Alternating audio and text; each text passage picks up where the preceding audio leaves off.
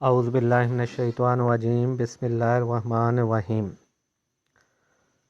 Economics ICS FA second year میں آج ہم چیپٹر نمبر 7 پڑھیں گے، جس کا ٹائٹل ہے پاکستان کی قومی آمدنی، نیشنل انکم آف پاکستان۔ اس چیپٹر میں ہم دیکھیں گے کہ پاکستان کی جو قومی آمدنی ہے وہ کن شعبوں پر مشتمل ہے، پھر اس کی پیمائش میں مشکلات کون کون سی ہیں، پھر پاکستان کی فی کس آمدنی کتنی ہے، اس کا دنیا کے ساتھ موازنہ کریں گے، اور اگر پھر ہم دیکھیں گے کہ پاکستان کی فی کس آمدنی جو کم ہے اس کی کمی کے اسباب پڑھیں گے، اور پھر ان اسباب کو دور کرنے کے لیے اقدامات تجویز کریں گے۔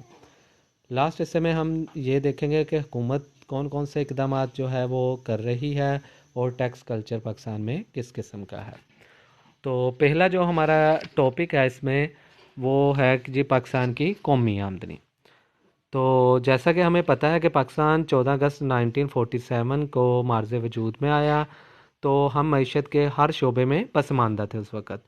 صنعت، زراعت، بینکاری، تجارت، غرض کے ہر شعبے میں ہماری حالت درگزر۔ تقسیم کے وقت ہندوستان میں تقریباً 1050 کے قریب کارخانے تھے، جن میں صرف 50 پاکستان کے حصے میں آئے، یعنی کہ جو حصہ پاکستان کے کہلایا اس میں صرف 50 کارخانے آئے۔ وجہ کیا تھی کہ کارخانے زیادہ تر ان علاقوں میں تھے جہاں پر ہندو میجورٹی میں تھے، اور وہ انویسٹر تھے اور وہ کارخانے بناتے تھے، تو انگریز بھی زیادہ تر انہی علاقوں میں اجازت دیتے تھے جن میں ہندو میجورٹی میں تھے کارخانہ لگانے کے۔ تو مسلمانوں کے صرف 2 اپنے بینک تھے، ایک حبیب بینک تھا اور دوسرا آسٹریلیشیا بینک تھا، جو کہ اپنے آغاز کے ابھی ابتدائی مراحل میں تھے، یعنی کہ اتنے اسٹیبلش نہیں تھے۔ تو مہاجرین کی عبادکاری بھی ایک اہم مسئلہ تھی، یعنی کہ وہ لوگ جو ہجرت کر کے انڈیا سے پاکستان میں آ رہے تھے۔ تو زراعت پسماندہ تھی، اس لیے ابتدائی سالوں میں معاشی ترقی کی رفتار بہت سست رہی، لہٰذا ہمیں اپنی معاشی حالت سنوارنے کے لیے کافی محنت کی ضرورت تھی۔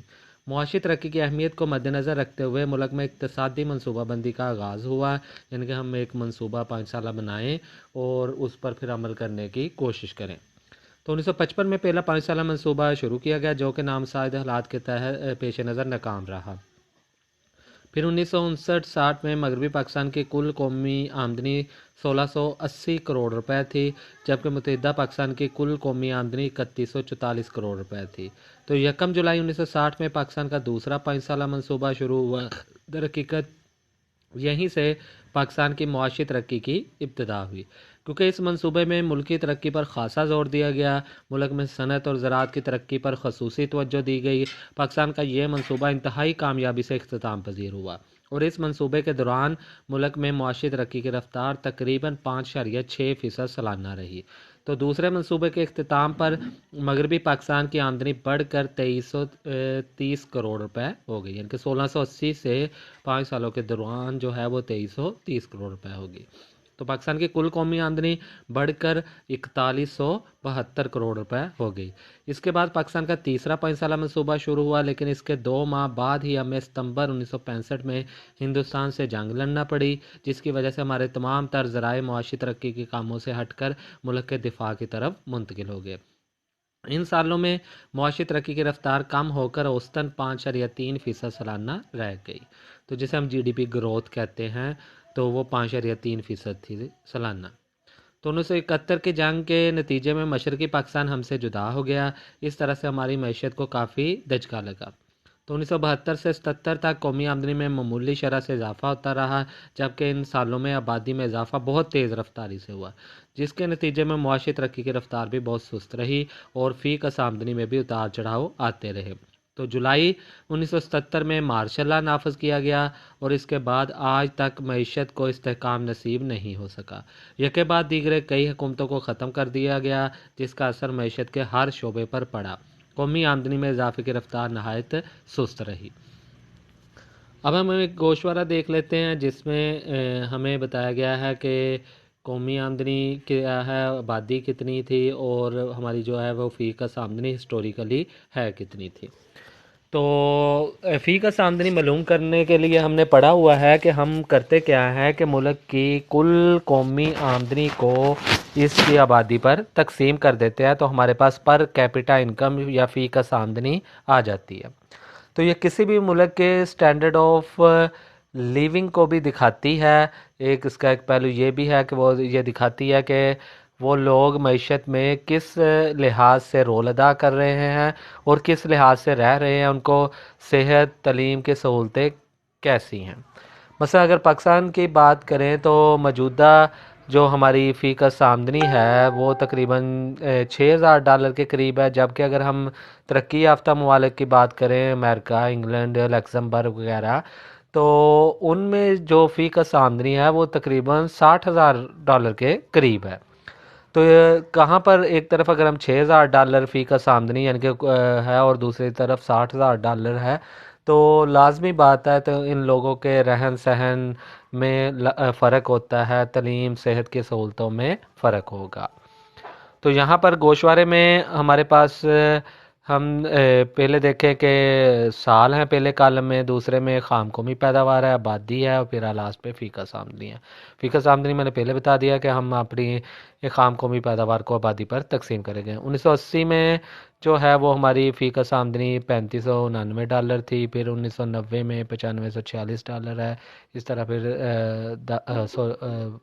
روپے ہے، پھر 1990-91 میں $10,908 ہے، یہ اسی طرح یہ سسٹم چلتا جا رہا ہے۔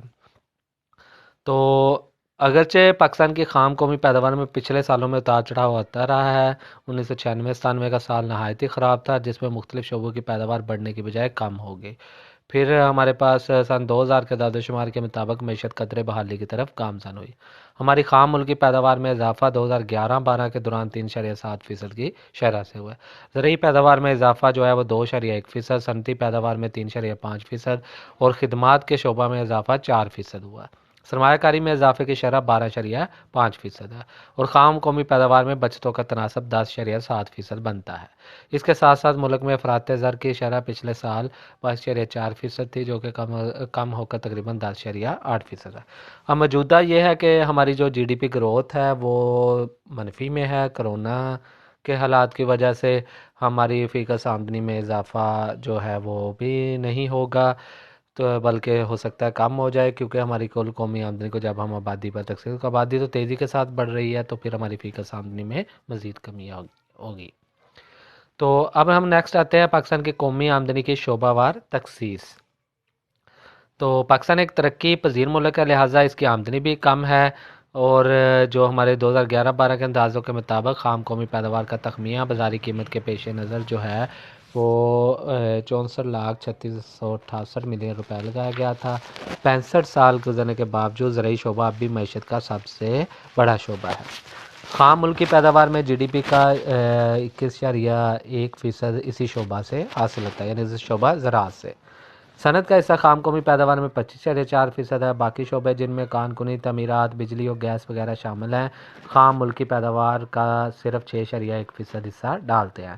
اس طرح سے خام ملکی پیداوار میں اشیاء کی پیداوار کے شعبوں کا کل حصہ 46.5% بنتا ہے۔ جہاں تک خدمات کے شعبوں کا تعلق ہے، مجموعی قومی پیداوار کا تقریباً 53.5% حصہ بنتا ہے۔ خدمات سر انجام دینے والے مثلا بینک ہے، انشورنس کمپنیاں وغیرہ ہیں، تو یہ سارے ڈاکٹر ہیں، وکیل ہیں، تو یہ سارے خدمات سر انجام دینے والے ہیں، تو ان کا 53.5% ہے۔ جن میں سے اہم شعبوں کا حصہ اسی طرح ہے: تھوک و پرچون تجارت 17.2%، ٹرانسپورٹ، سٹوریج اور خبر رسانی کے ذرائع 14.12%، فنانس اور انشورنس 4.8%۔ تو یہ نیچے ایک چارٹ کی مدد سے بھی خام قومی ملکی پیداوار میں مختلف شعبوں کا حصہ دکھایا گیا ہے۔ تو پیداوار کا 46.5% ہے، زراعت 21.1% ہے، صنعت 25.4% ہے، تو اس طرح ہر شعبے کا علیحدہ علیحدہ حصہ دکھایا گیا ہے۔ تو یہ ہمارا پہلا چھوٹا سا ٹاپک جو ہے وہ مکمل ہوا کہ پاکستان کی قومی آمدنی کیا ہے، کون کون سے ہمیں شروع میں مسائل تھے، اور اس وقت جو ہے وہ فی کس آمدنی کی کیا صورتحال ہے، اس کا ہم نے امریکہ وغیرہ کے ساتھ کمپیریزن کیا، اور پھر ہم مختلف شعبوں کا حصہ جو ہے وہ پڑھیں گے۔ نیکسٹ جو ہمارا ہے وہ ہے کہ پاکستان کی قومی آمدنی کی پیمائش میں مشکلات، یعنی کہ جب ہم پاکستان کی قومی آمدنی ماپنا چاہتے ہیں تو پھر ہمیں کچھ مسائل کا سامنا کرنا پڑتا ہے جس کی وجہ سے ہمیں ایگزیکٹ رقمیں نہیں ملتی۔ تو پہلا مسئلہ جو ہے وہ ہے اعداد و شمار کی فراہمی میں دقت۔ تو ایک پسماندہ ملک ہونے کی وجہ سے پاکستان میں صحیح اعداد و شمار دستیاب نہیں ہیں، مختلف شعبوں سے درست اعداد و شمار حاصل نہیں ہوتے، زراعت سے سب سے زیادہ آمدنی حاصل ہوتی ہے مگر اس شعبہ میں بھی صحیح اعداد و شمار نہیں ملتے، کیونکہ کسان بھی ایگزیکٹ اپنے اخراجات کسی جگہ پر نوٹ نہیں کرتے، نہ اپنی آمدنی کسی جگہ پر نوٹ کرتے ہیں، نہ وہ ایگزیکٹ اگر سروے کرنے والوں کو بتا سکتے ہیں کہ کتنی آمدنی اور کتنے ایگزیکٹ اخراجات ان کے ہوئے ہیں۔ تو آمدنی کا اندازہ آبیانے کی وصولی سے لگایا جاتا ہے جو کہ صحیح نہیں ہوتا۔ تو اس سلسلے میں متعلقہ عملہ اپنی ذمہ داری کا مظاہرہ بھی نہیں کرتا، لہٰذا غلط اعداد و شمار کی وجہ سے ہم آمدنی کا اندازہ صحیح لگانا بہت مشکل ہو جاتا ہے۔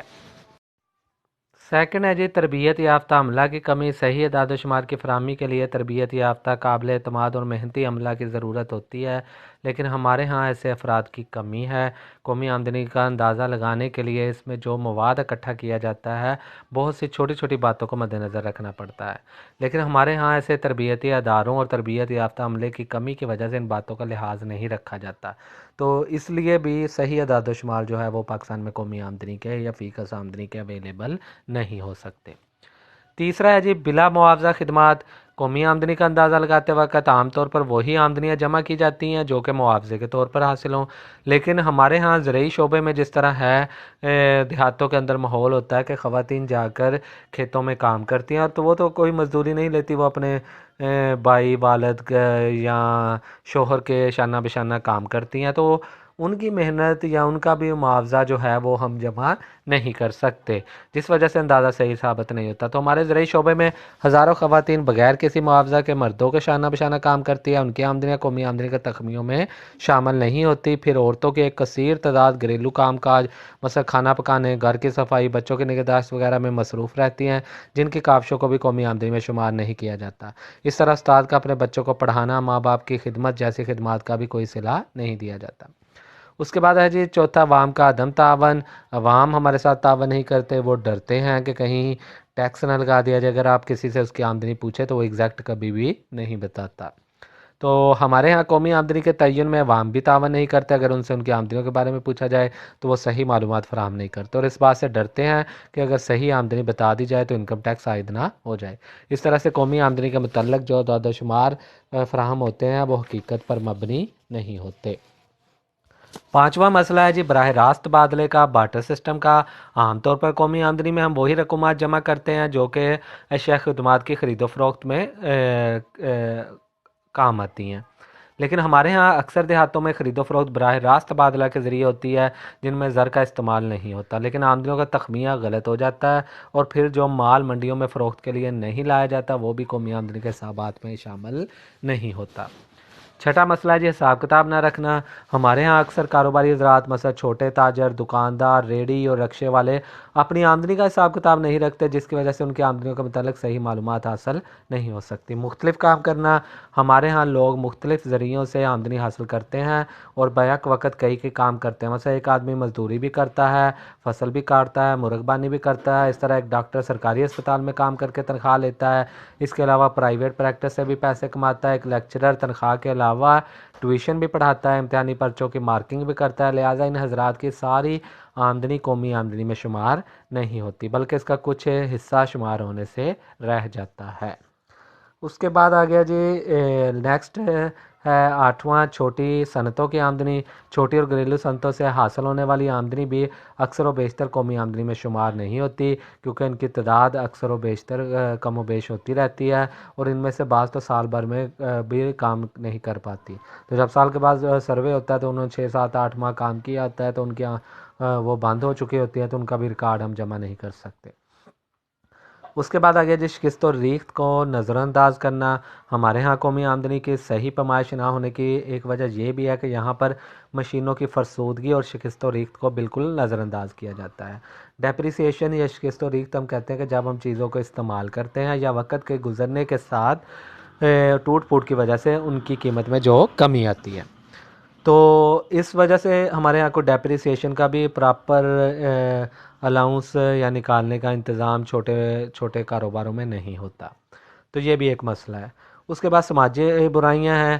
ہمارے یہاں اسمگلنگ اور چور بازاری کی وجہ سے بہت سی پیداوار قومی آمدنی میں شمار ہونے سے رہ جاتی ہے، کیونکہ جو اشیاء اسمگلنگ کی نظر ہو جاتی ہیں وہ آمدنی میں شمار نہیں ہوتی۔ اسمگلنگ کی وجہ سے چونکہ اشیاء کی درآمد و برآمد غیر قانونی طریقوں سے ہوتی ہے، اس لیے نہ تو ان کا اشیاء کا کہیں اندراج ہوتا ہے اور نہ ہی ان پر کسٹم ڈیوٹی ادا کی جاتی ہے۔ نیکسٹ ہے جی انتقالی ادائیگیاں۔ انتقالی ادائیگیاں یعنی کہ وہ روپیہ پیسہ جو ہم بغیر محنت کے لوگوں کو دیتے ہیں۔ اس میں بیروزگاری الاؤنسز، پینشن، زکوٰۃ، خیرات، وظائف وغیرہ مختلف اشخاص کی ذاتی آمدنیوں میں تو شمار ہوتا ہے اور حکومت کے اخراجات کا حصہ بھی بنتا ہے، لیکن ہم قومی آمدنی میں ایسی ادائیگیوں کو شمار نہیں کرتے۔